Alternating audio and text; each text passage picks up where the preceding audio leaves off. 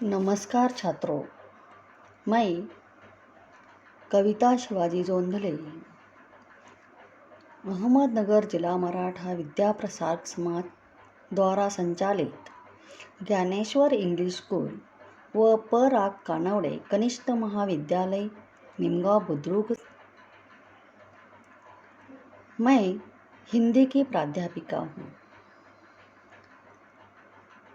हमने कल जो स्वागत है वह स्वागत कविता के बारे में कुछ अध्ययन किया हुआ था। तो छात्रों, आपको इस कविता का जो अर्थ मैंने कल बताया हुआ है, तो आज हम आपको अगली जो कविता है इस कविता का अर्थ मैं आपको समझाना चाहती हूँ। लेकिन उससे पहले मैं आपको बताना चाहती हूँ कि श्याम दानेश्वर जी, उन्होंने जो प्रवासी साहित्य में मॉरिशस के कवि के रूप में उनकी पहचान बनी हुई है। उनकी जो अनेक तरह के काव्य संग्रह, उनकी कमलकांड, पागल, यह जो उपन्यास उन्होंने लिखे हुए हैं, यह जो काव्य संग्रह है, उनके जो काव्य है, उनके काव्य में नीति मूल्य, मिथक, इतिहास और सभ्यता के माध्यम से उन्होंने भारतीयता को सुरक्षित रखा हुआ है। छात्रों, यह जो स्वागत कविता है, इस कविता में कवि ने सभी जो अपने भाई, अपने जो बंधु हैं, वह किसी समय के चक्र ने उन्हें एक दूसरे से बिखेर दिया था, एक दूसरे से अलग कर दिया था। लेकिन आज कई दिनों के बाद, कई युगों के बाद वह सभी एक दूसरे से मिल रहे हैं। लेकिन कहाँ पर मिल रहे हैं? कवि उनका स्वागत मॉरिशस के भूमि पर उनका स्वागत वो कर रहे हैं। बहुत दिनों के बाद वो मिले हुए हैं। इसी कारण उनके मन में इतने वो खुश है कि बहुत दिनों के बाद उनके जो भाई है, उनके परिजन है, उनके जो बिछड़े हुए उनके परिवार है, उन्हें आज मिलने वाला है। और कवि कहते हैं कि सभी जो एक जहाजिया, सभी जो लोग हैं वह जहाजिया भाई थे, यानी कि जहाजिया भाई, यानी कि जिस प्रकार वह जहाज में यात्रा करने वाले, तो वह सभी एक साथ अलग अलग देशों में जहाज में बैठकर, जो उन्हें ज़बरदस्ती उन्हें बिठाया गया और ज़बरदस्ती बैठकर वह दूर जा चुके हैं, एक दूसरे से इतने दूर जा चुके हैं कि कई युग बन जा चुके हैं, लेकिन उनका मिलन नहीं हो रहा गया था। जब उन्हें जहाज में बिठाया गया था, तब उन्हें मालूम भी नहीं था कि उन्हें कहाँ पर लेकर चले जा रहे हैं। जब जहाज रोके गए, तब उन्होंने अपने सभी परिजनों को, अपने जो परिवार के लोग हैं, उन्हें अलग अलग देशों में वह पाए गए। तभी उसी वक्त वह इतने हैरान हो चुके थे कि हैरानी में वह सोचने लगे कि हम हमारे देश से हम कितने दूर आ चुके हैं। लेकिन कवि कहते हैं कि जब जहाज पर उन्हें बिठाया गया, तभी उन्हें किसी प्रकार भी कहीं जाने का अंदाज़ा नहीं था। लेकिन कवि ने आज, वह बहुत दिनों के बाद मिल रहे हैं, लेकिन उनका स्वागत वह प्रेम से कर रहे हैं। लेकिन आगे जाकर वो कविता के द्वारा वो क्या कहना चाहते हैं, उसका अध्ययन हम आज करेंगे। तो अगली कविता है, इस अगली कविता की ओर आपको ध्यान देना है। उसे मैं पढ़ रही हूँ, तो उसे ध्यान से आपको सुनना है। उसका अर्थ एक एक पंक्ति का अर्थ मैं अच्छी तरह आपको समझाने की हर तरीके से कोशिश करूँगी। तो देखो, भूल जाओ वह पुरानी कथा, मेरे हृदय के टुकड़ों। भूल जाओ वह जहाजी कारनामे, जो होना था प्रारब्ध में। प्रारब्ध यानी कि भाग्य, किस्मत। जो होना था प्रारब्ध में वही तो हुआ हम सबके साथ। अब रोना रोने से क्या होगा, जहाजी प्रणयन को सोचना क्या। प्रणयन यानी कि ले जाना, युग युगांतर। आज तो हम मिल ही रहे हैं युग युगांतरों बाद। देखो हम सब कैसे साथ हैं आज, लघु भारत के प्रांगण में स्वागत है। यानी कि कवि क्या कहना चाहते हैं कि उन्हें जबरदस्ती जहाज पर उन्हें बिठाकर दूर देश विदेश उन्हें भेज दिया गया था, लेकिन बहुत युगों के बाद आज वह एक दूसरे के साथ मिल रहे हैं। उन्हें वह खुश हो रहे हैं। कवि उन लोगों से कहते हैं कि मेरे प्रिय, मेरे हृदय के टुकड़ों, उस पुरानी जो कथा है, उस पुरानी बातें जो हमारे साथ हुई है, उन्हें भूल जाओ। भूल जाओ कि किस प्रकार आप लोगों को जहाज में भरा गया। आप लोगों को अपने परिजनों से अलग कर दिया गया। लेकिन यह आपको सोचना है कि यह आपके भाग्य में यही लिखा था। इस प्रकार अपनी मातृभूमि से अलग ही आपकी किस्मत में था। अब उस पर रोने से अब कोई लाभ नहीं है।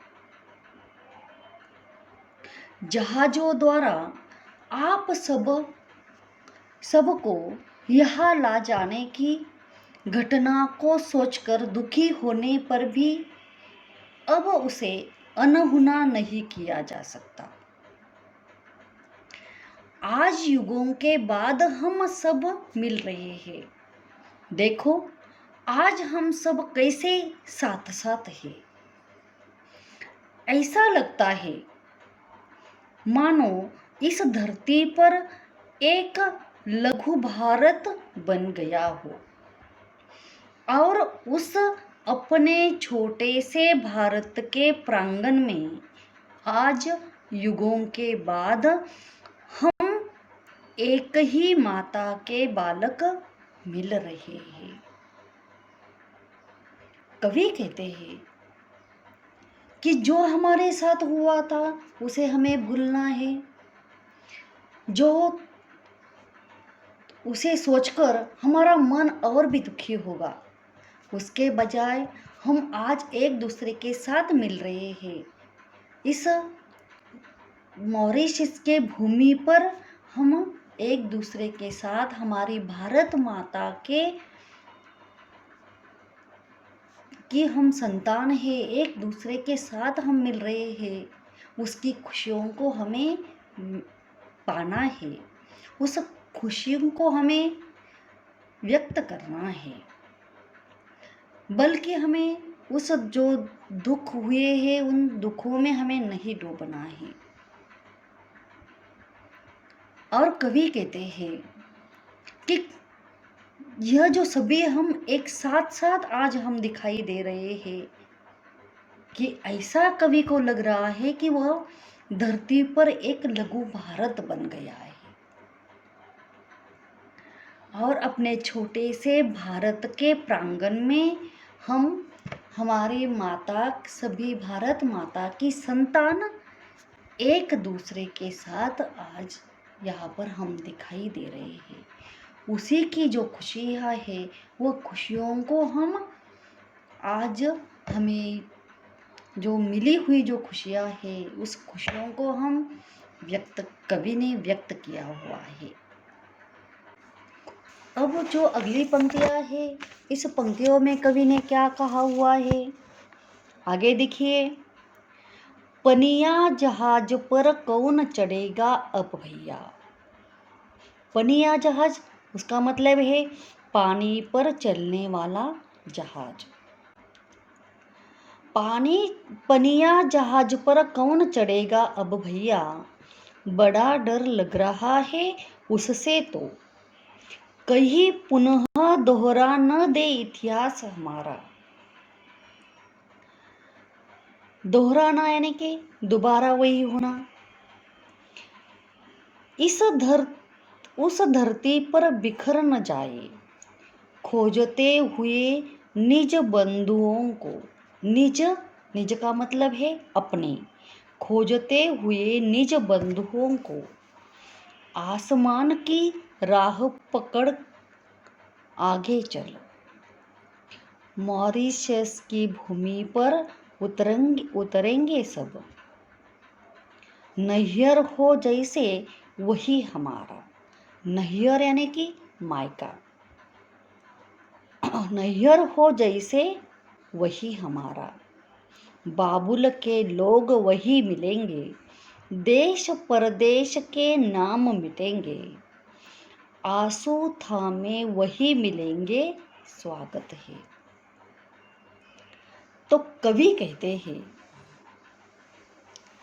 कि पानी के जहाज पर अब कोई देशवासी नहीं चढ़ना चाहेगा।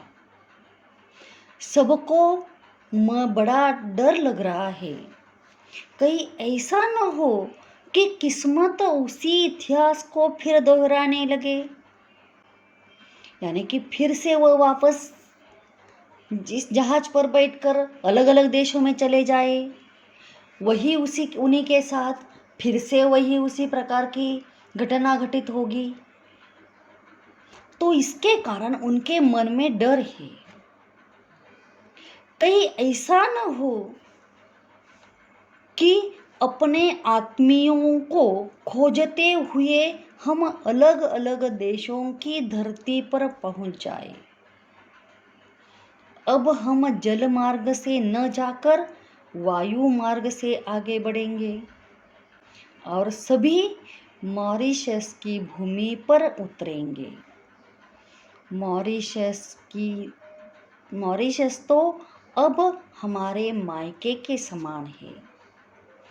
वही हमें हमारे परिवार के लोग मिलेंगे।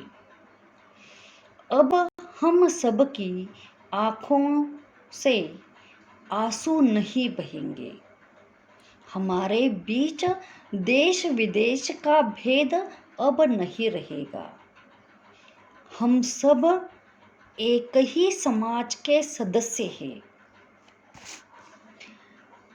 सभी का स्वागत है। यानी कि कवि कहते हैं कि अगर मॉरिशस की भूमि पर हम सब आज मिले हुए हैं तो कोई भी लोग हैं वह जहाज पर बैठने के लिए तैयार नहीं होगा। उन्हें ऐसा लगेगा फिर से वापस वही उसी प्रकार की घटना उनके साथ हो सकती है। उन्हें फिर से अलग अलग देशों में अपने परिजनों को ढूंढते हुए जाने से फिर से वापस आ सकते हैं या नहीं उसका अंदाज़ा नहीं उन्हें है। इसी के मन में जो उनके मन में डर है तो वह कहते हैं कि अब हम वहाँ पर फिर से वापस वैसे नहीं इतिहास फिर से नहीं दोहराएंगे।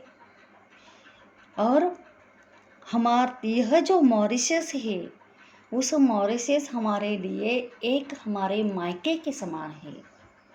जिस प्रकार एक नववधु है, नई नई शादी होने हुई जो लड़की है, जिस प्रकार अपने मायके जाने का जितनी खुशी उन्हें होती है, उसी प्रकार यह जो सभी जो लोग हैं, देश विदेश बिखरे हुए लोग हैं, वह उनका जो नैहर है, उनका जो मायका है, वह मायका एक प्रकार का मायका यह जो मॉरिशस है, और वह उसे मानते हैं और वह कहते हैं कि मॉरिशस तो अब हमारे मायके के समान है और वही हमें हमारे परिवार के लोगों से मिलाएंगे।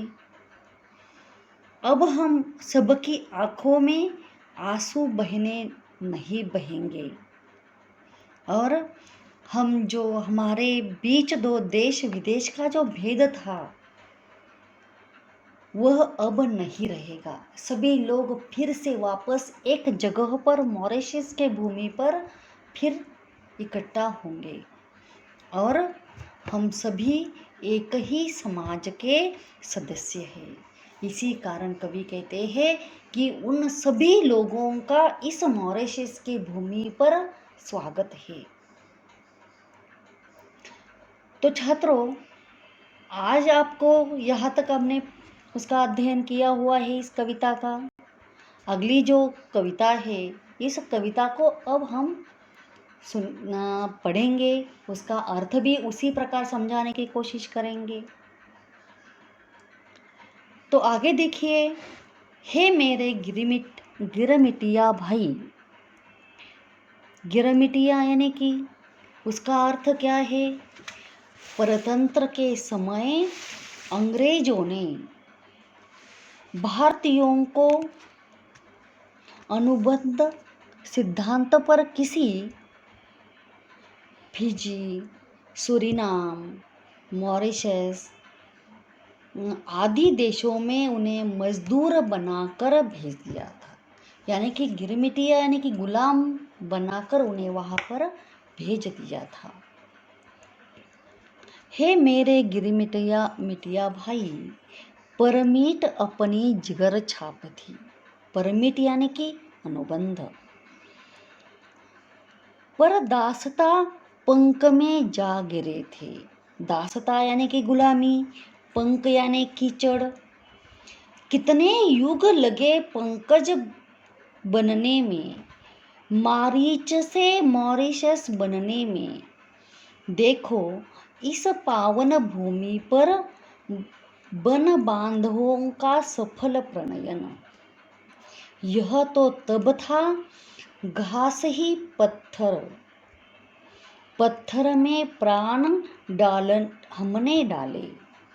देखो इस देश को घूम घूम कर बिछड़े बंधुओं के लहू कणों का स्वागत है।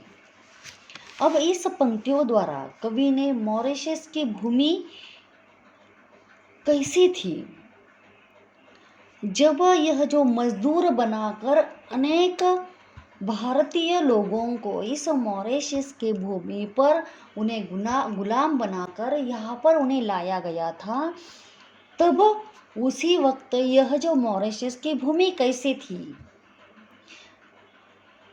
और उसे आज इतना सुंदर उसे बना दिया है, वह किस तरह उन्होंने बना दिया है, यह उन्हें इस पंक्तियों द्वारा उन्होंने स्पष्ट किया हुआ है। तो कवि कहते हैं कि हे मेरे गिरमिटिया भाइयों, हम जिस अनुबंध, जिस परमिट के साथ यहाँ पर भेज दिए गए, वह लगता था कि हमारे हित में है, परंतु यहाँ आकर ज्ञात हुआ कि हम तो गुलामी के कीचड़ में धंसे हुए हैं। यहाँ पर हमें गुलाम बनाकर लाया गया है। उस कीचड़ से बाहर निकालने और गुलामी से मुक्त होने में हमें न जाने कितने युग लग गए। इस धरती पर जब हम लाए गए तो यह जंगलों पत्थरों से भरी थी। हमारे बंधुओं ने अपने अथक प्रयासों से इन पत्थरों में प्राण डाले। उन्होंने पसीने के रूप में अपना लहू बहाया, तब यह भूमि मॉरिशस का सुंदर रूप ले पाई। देखिए, कवि कहते हैं कि ये जो गुलाम है वो गुलाम बना कर लाना है, गुलाम यानी कि मजदूर बनाकर यहाँ पर लाना है, कोई उसे किस प्रकार उनका शोषण करते हैं, वह जिस प्रकार उनसे काम इतना काम वो करवाते हैं, उसका हर तरीके से उनका जो शोषण है, उनका शोषण किया जाता है।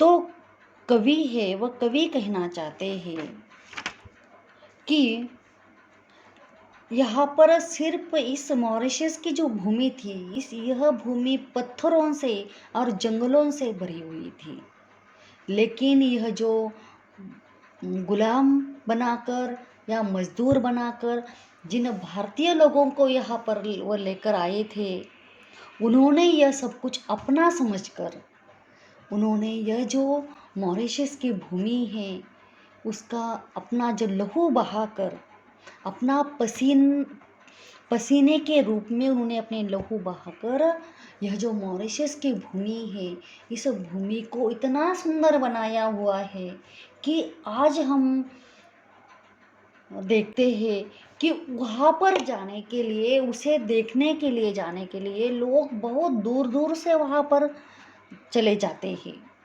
अपना समय वहाँ पर बिताते हैं।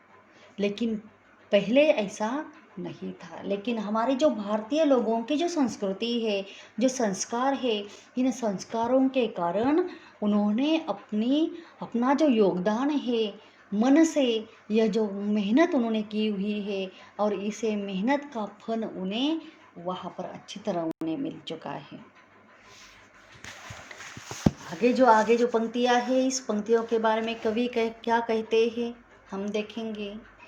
ए मेरे भारत, नेपाल, श्रीलंका, फिजी, सूरीनाम, पाक, Guyana, south Africa, UK, USA, Canada, France, rhenium आदि के सहोदर बंधुओं, इस भूमि में तुम सभी की स्मृति अंकित है तल तक। कहते हैं स्वर्ग इसे हिंद महासागर का कल्पना है या सत्य है। प्रिय भाइयों, कल्पना भी हो तो स्वर्ग इसे तुम बना जाओ। स्वागत स्वागत स्वागत है। तो आखिरी जो पंक्तियां है, इस आखिरी पंक्तियों में कवि कहना चाहते हैं कि हे भारत, नेपाल, श्रीलंका, फिजी, सूरीनाम, पाक, गयाना, दक्षिण Africa, United kingdom, USA, Canada, France, rhenium आदि से आए हुए मेरे बंधुओं, इस भूमि पर तुम सभी की स्मृति गहराई तक अंकित है। मॉरिशस को हिंद महासागर का स्वर्ग कहा जाता है। नहीं जानते कि यह स्वर्ग है या केवल कोरी कल्पना है। मेरे प्यारे भाइयों, यदि यह कल्पना ही है तो तुम आओ और इस कल्पना को यथार्थ में परिवर्तित कर इस धरती को स्वर्ग बना दो। तुम सभी का स्वागत स्वागत है, स्वागत है, स्वागत है।